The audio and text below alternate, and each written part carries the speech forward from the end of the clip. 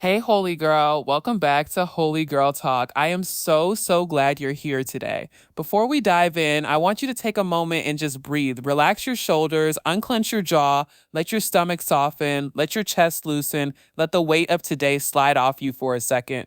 Because this episode, this one is tender, it's layered, it's deeply human, and honestly, it's for every woman who has ever felt judged, misunderstood, mislabeled, or reduced to a version of herself that wasn't even accurate. And if this is your first time tuning in, hey, love, welcome. Truly. I don't know how you found this podcast or who sent it to you, but I'm glad you're here. You're stepping into a space where we don't pretend everything is perfect, where we don't sugarcoat reality, and where we don't judge the version of you that's still growing. This is a space for honesty, for softness, for spiritual clarity, and for the kind of girl talk that actually heals you instead of draining you. So, if life has been loud, if people have been projecting their assumptions onto you, or if you've been carrying a heavy story alone, let this episode feel like a reset, a reminder that God sees beyond all the noise and speaks to the real you beneath it. Mary Magdalene is one of the most misrepresented women in the entire Bible. For centuries, people have talked about her like she was a problem, a scandal, a cautionary tale. But when you actually read scripture, you realize none of those labels were true. She wasn't who people said she was. She wasn't who rumors made her out to be. She wasn't defined by the stories others projected onto her. She was a woman Jesus restored, a woman Jesus trusted, and a woman Jesus elevated at one of the most important moments in history. And holy girl, that alone should make your spirit sit up a little straighter. Because how many times have you been misunderstood? How many times have people decided who you were without ever knowing your heart? How many times have you been judged by your past, your mistakes, your reputation, or somebody else's version of your story? How many times has the world tried to shrink you down to something small when God was calling you into something sacred? This episode is for the women who have been misjudged but are still chosen, the women who have been talked about but not truly known, the women who have been underestimated, mischaracterized, or overshadowed by narratives that were never theirs to begin with. If you've ever felt like you're fighting your way out of a box someone else built around you, Mary Magdalene's story is going to hit you right in the heart. And if this is your first time tuning in, hey love, welcome to the family. Truly, you're safe here. We talk deep, we get real, we talk about God and purpose and healing in a way that feels honest and modern and actually relatable. This podcast is your place to exhale, to be yourself, to grow without judgment, and to remember who God says you are, not who people decided you were. All right, holy girl, let's get into it. Mary Magdalene, the woman misjudged by the world but handpicked by heaven. Before we even talk about who Mary Magdalene really was, we have to talk about who people said she was. Because for centuries, her name has been dragged through assumptions, gossip, and completely inaccurate narratives. And honestly, that alone makes her story feel painfully modern. Mary Magdalene has been called everything from a scandalous woman to someone with a dark reputation, even though scripture never once describes her that way. The world projected an identity onto her that didn't belong to her, and that mislabeling followed her for generations. And tell me that doesn't sound familiar. Tell me you've never had people decide who you were based on rumor, jealousy, fragments of a story, or a version of you from a chapter you already healed from. Mary's story starts with being misunderstood.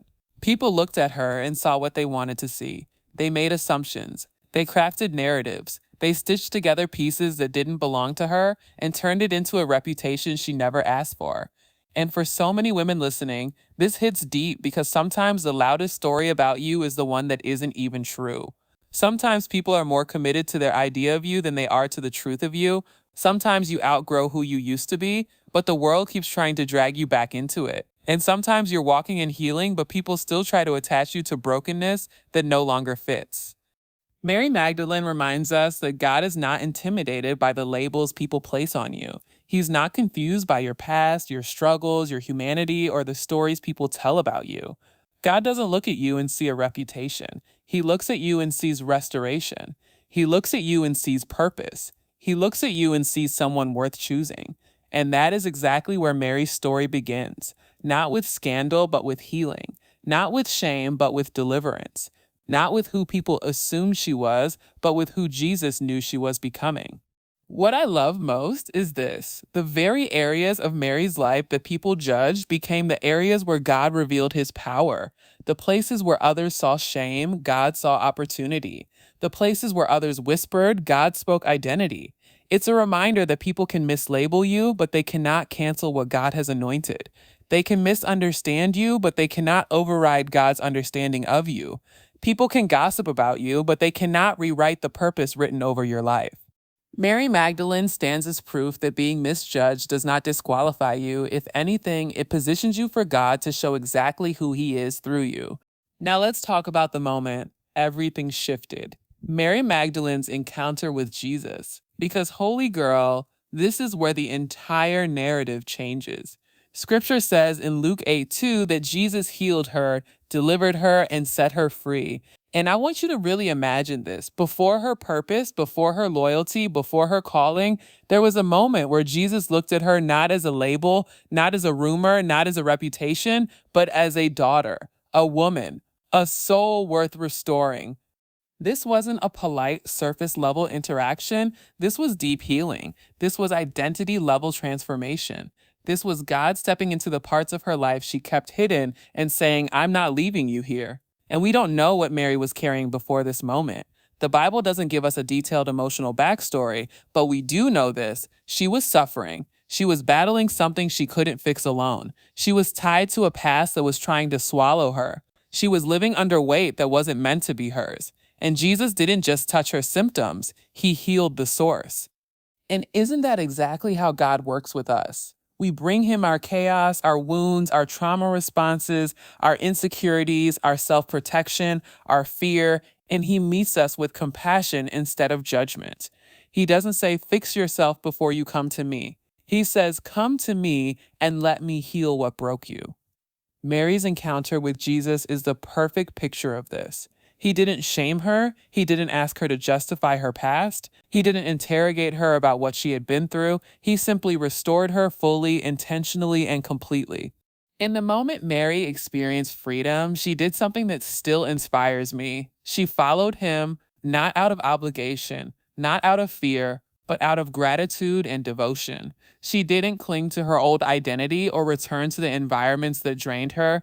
She didn't try to negotiate between her past and her healing. She stepped into a new life with boldness, with clarity, with a heart fully surrendered to God's direction.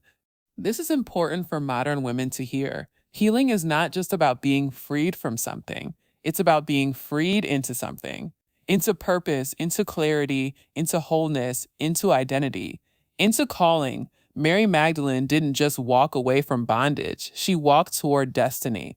She let God rewrite her narrative. She let restoration become her new reputation.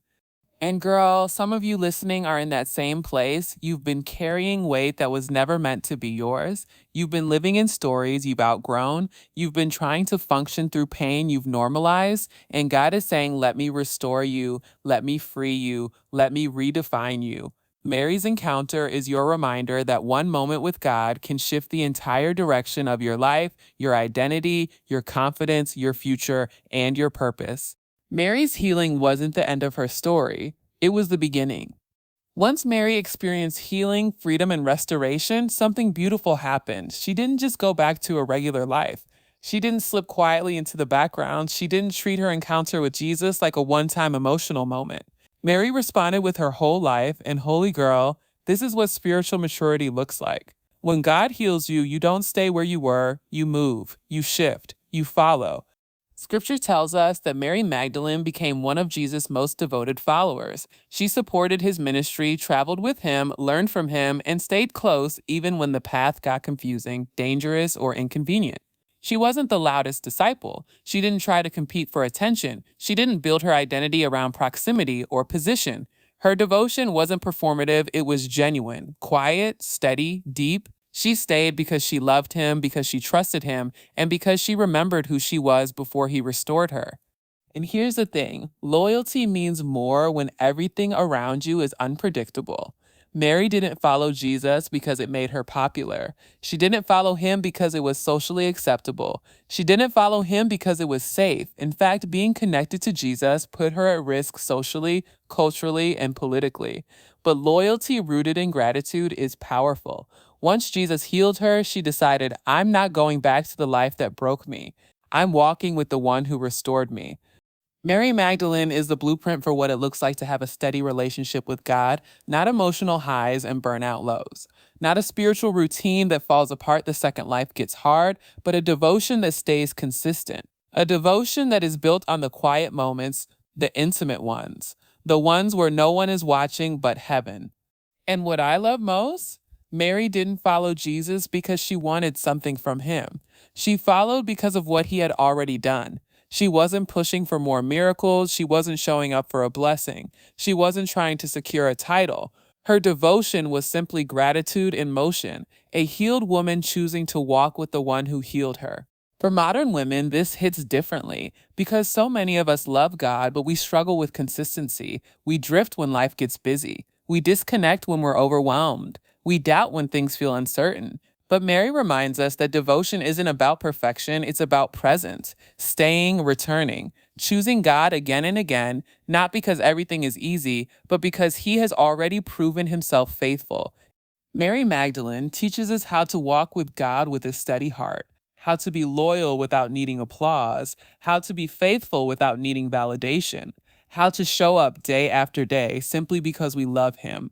And that devotion, it sets the stage for the moments that come next, the painful moments, the heartbreaking moments, and the moments where her loyalty becomes one of the most powerful testimonies in Scripture. When we talk about loyalty, we often imagine peaceful seasons, the moments where staying is easy, where faith feels natural, where everything around us makes sense. But Mary Magdalene's devotion is tested in a place most of us never want to go, the moment life falls apart. When Jesus is arrested, beaten, and sentenced to crucifixion, almost everyone disappears. The disciples scatter, the crowds vanish, fear takes over. But Mary, she stayed. Just pause and feel that for a second. She stayed. She stood at the foot of the cross while the one who healed her, restored her, and gave her a new life was hanging in agony. She stayed when her heart was breaking. She stayed when the future made no sense. She stayed when everything she believed seemed to be collapsing right in front of her. This wasn't the devotion of a fan. This was the devotion of someone whose life had been changed at the deepest level. Someone who loved Jesus, not for what he could give her, but for who he was to her. And Holy Girl, this is where her story starts to feel painfully relatable.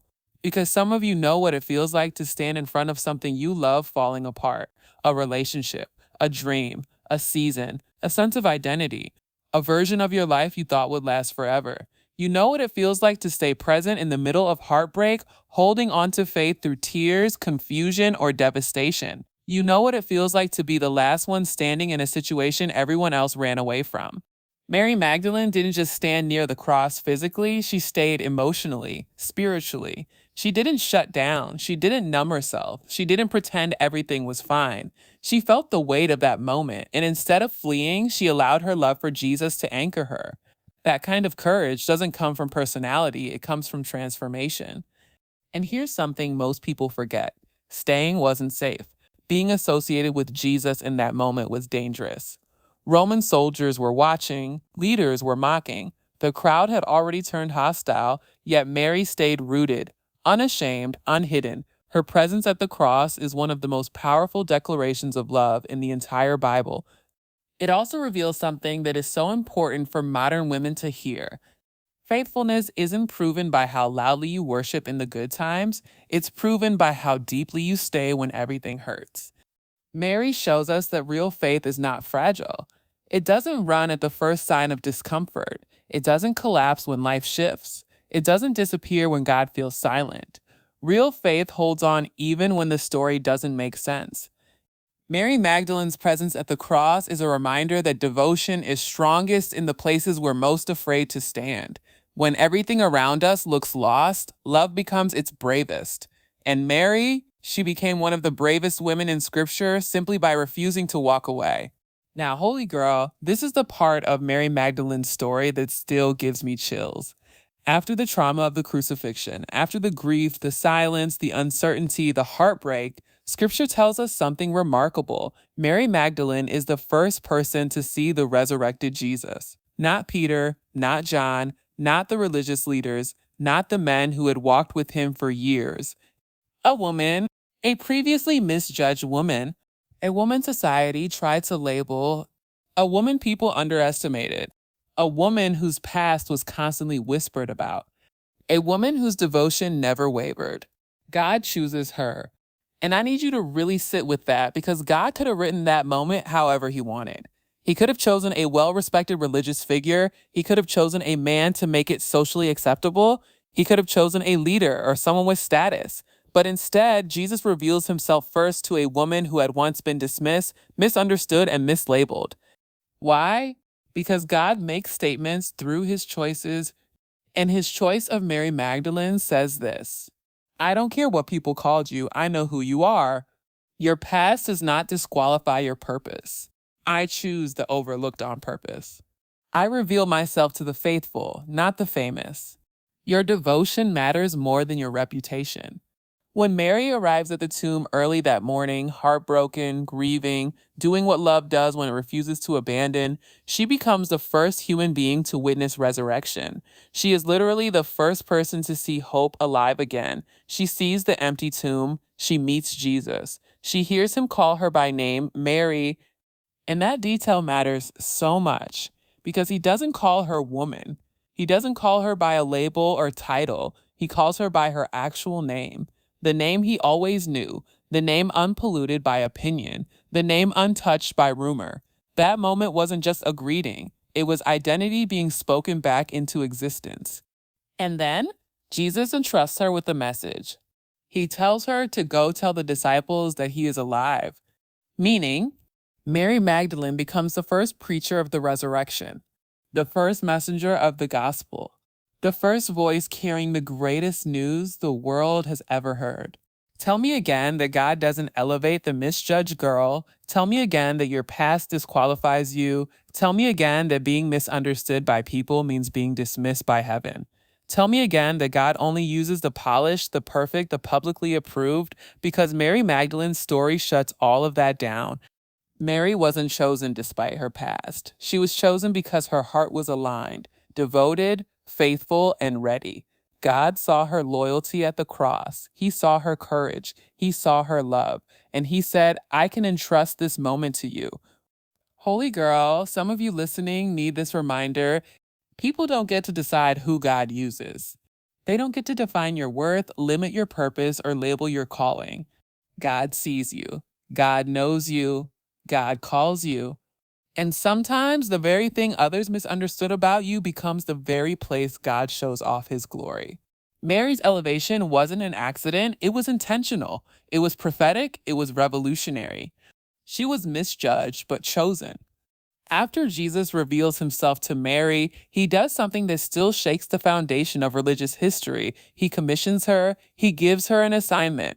He entrusts her with the message that will change the entire world. And holy girl, this part right here, this is where we see the gap between how society sees a woman and how God sees her. Jesus tells Mary, go and tell my brothers. Not wait for the man. Not stay quiet. Not you're too emotional to lead. Not your past disqualifies you. Not you're a woman. Step aside. He sends her, he puts the weight of the resurrection announcement on her voice. He puts divine truth in her mouth. He trusts her to carry the message that life has defeated death. And it's wild because at this point in history, women's voices weren't even considered legally reliable. In court, a woman's testimony didn't hold weight. Society said her voice doesn't count. But God said, watch me rewrite the rules. This is why Mary's story matters so much for modern women. Because some of you have been told your voice is too much, too emotional, too loud, too opinionated, too spiritual, too strong, too soft, or not enough. Some of you have been made to believe that leadership is for other people, that purpose is for more polished people, that influence is for more perfect people. And yet, look at Jesus. He purposely puts history's most important announcement into the hands of the woman everyone else dismissed. He didn't ask for permission from culture. He didn't wait for society to catch up. He didn't choose the person with the biggest platform. He chose the one with the purest devotion. God is not intimidated by your story. He's not confused by your past. He's not second guessing your calling. When He chooses you, it's intentional. When He sends you, it's purposeful. When He gives you a message to carry, it's because He knows your heart can hold it. Mary Magdalene ran with the message. She didn't shrink. She didn't apologize. She didn't second guess whether she was qualified. She didn't let the opinions of others silence her. She moved with urgency, clarity, and authority because the one who healed her also commissioned her. And holy girl, that's you. Some of you have been given visions, ideas, assignments, and dreams that feel too big.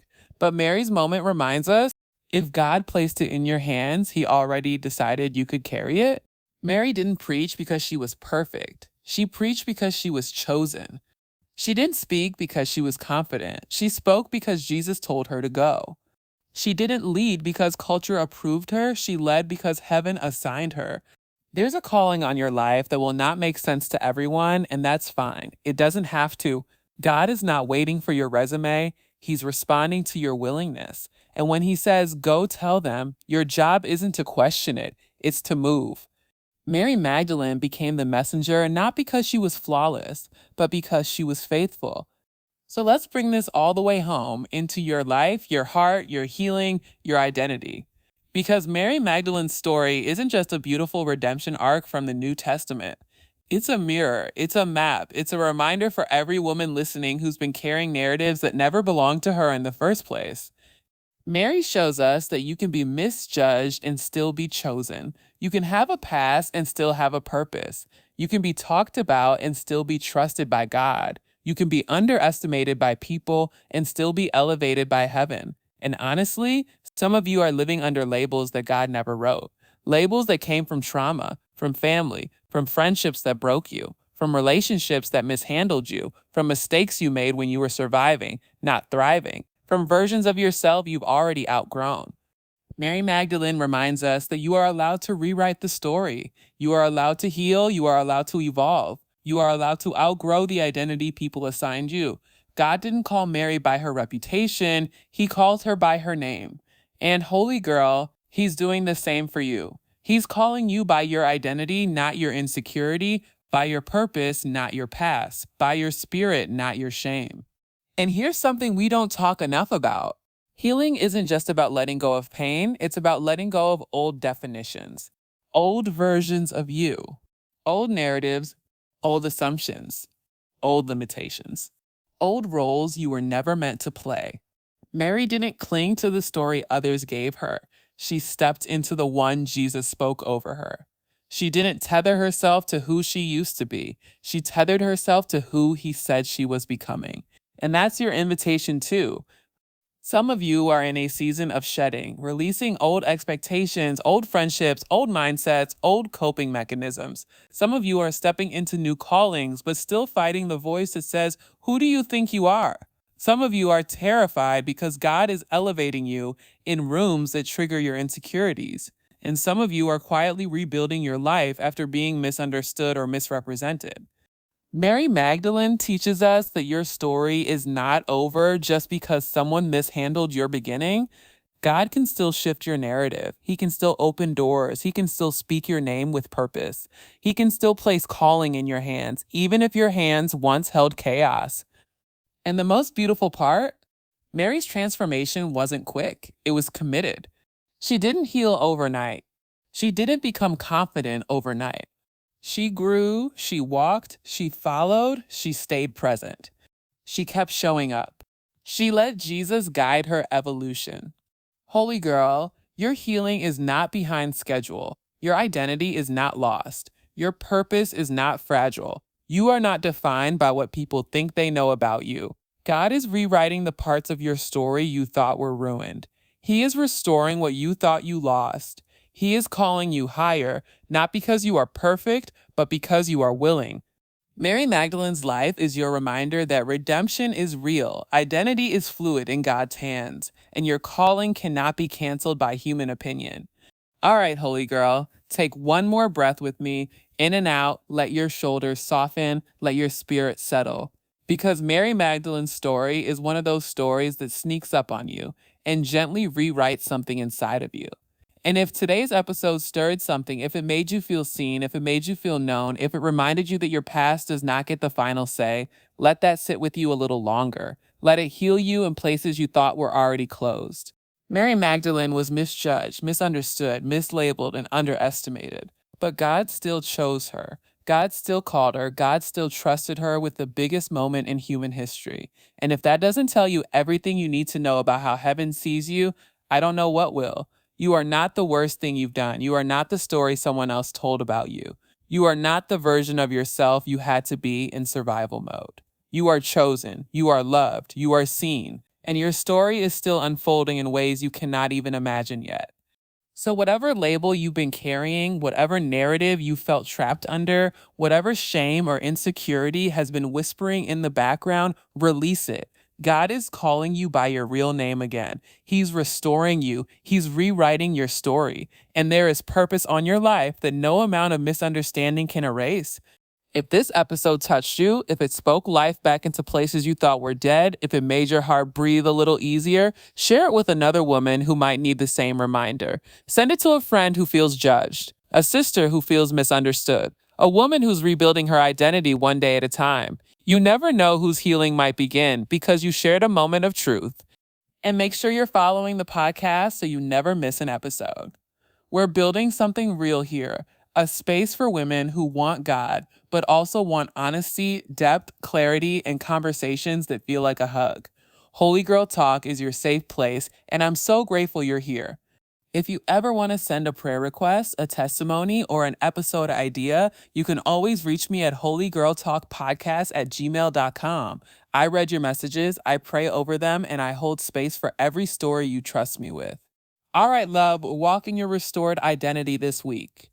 Walk in confidence, walk in truth, walk like a woman who knows she is chosen. I love you, and I'll see you in the next episode.